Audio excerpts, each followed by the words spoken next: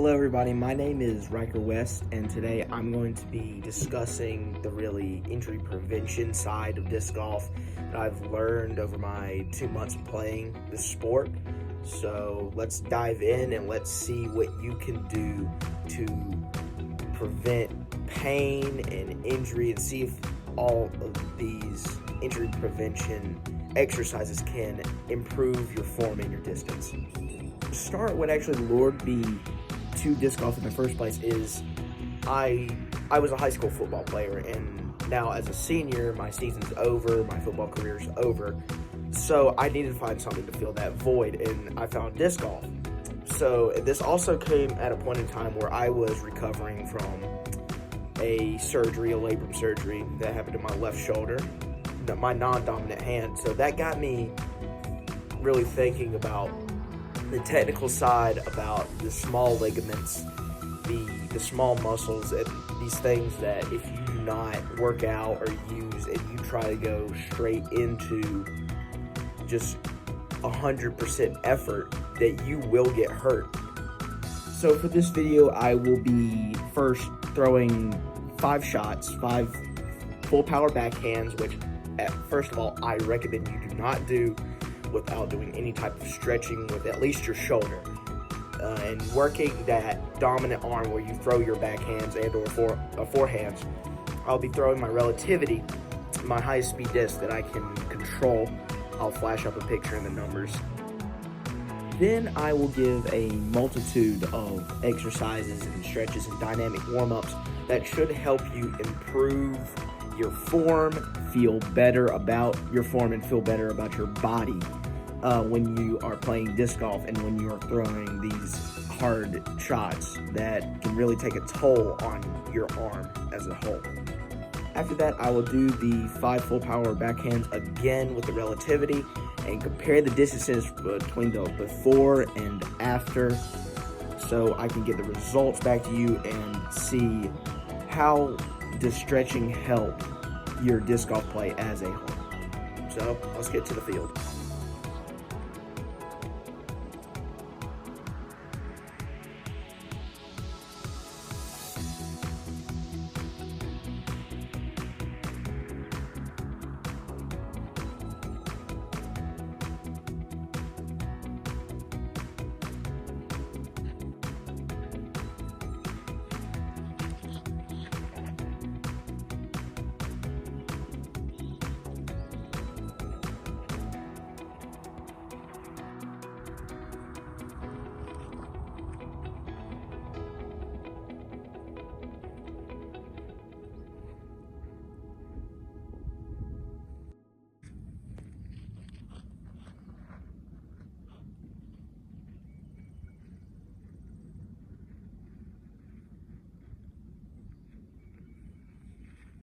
Now I can already tell that my right shoulder is kind of iffy, it's aching.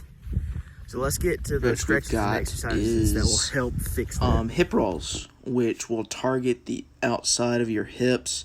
They will humble you quickly. And there's a lot of variations you can do with this. My right hip was really tight today, so I ended up leaning back into it to try to target it, and it really, really worked. It hit that right hip right on the side of it and allowed me to throw further eventually. Thing is leg swings. You just go across your body, then swing out. These will also target your hips, also other parts of your leg. They're really good about opening up parts of your hip, and it will eventually teach you how to rotate your hips. The next thing is common on your back stretches, where you can take your opposite leg, go across your body, and try to get that shoulder back onto the ground. You can do it back out, and then you can bring your ankle in as close to your chest as you need to. These can also be done with resistance bands, and it works really well.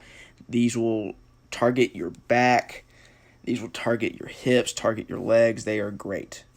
You can't see me doing it here, but I'm pushing my arm into the pole right there, Then I'll go and push the back of my arm into the pole. That will open up the shoulders, get a nice deep stretch in there. Be careful, don't do that too hard, or you can end up having more shoulder problems. On to a dynamic warm-up. Here you got A skips. I also use quick skips. A lot of stuff just gets your blood flowing. You also got Spider-Mans, which will both target the shoulders and the legs, the hips. So they are very good for warming up. So now let's get back to the throwing.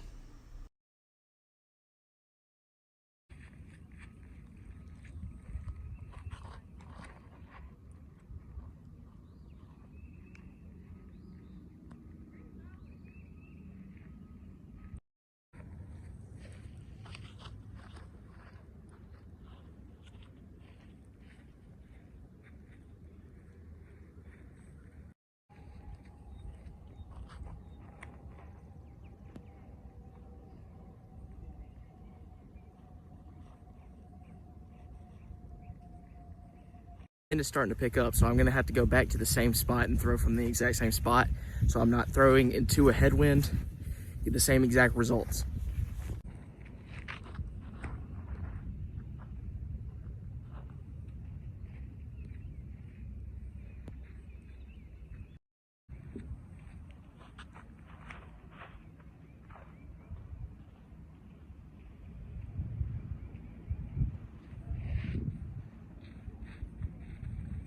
So looking back at the before and after, there's two major differences. The 5 throws before the stretching and the dynamic warm-up averaged about 351 feet, while the 5 after the stretching and the dynamic warm-up averaged about 370 feet. So that is a clear win for the post-stretching throws. And then, even though on the first throws, I did have a throw at 400 feet, according to UDisc, which is not that accurate, but it's plus or minus 15 feet from where I'm at. And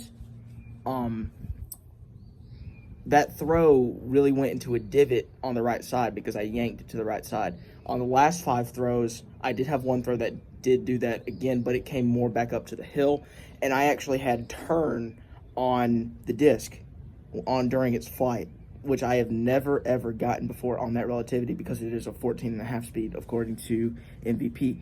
So I think that this is a clear win for the stretching throws, and I feel like it is important for someone to stretch and warm up before they go all out with their throws.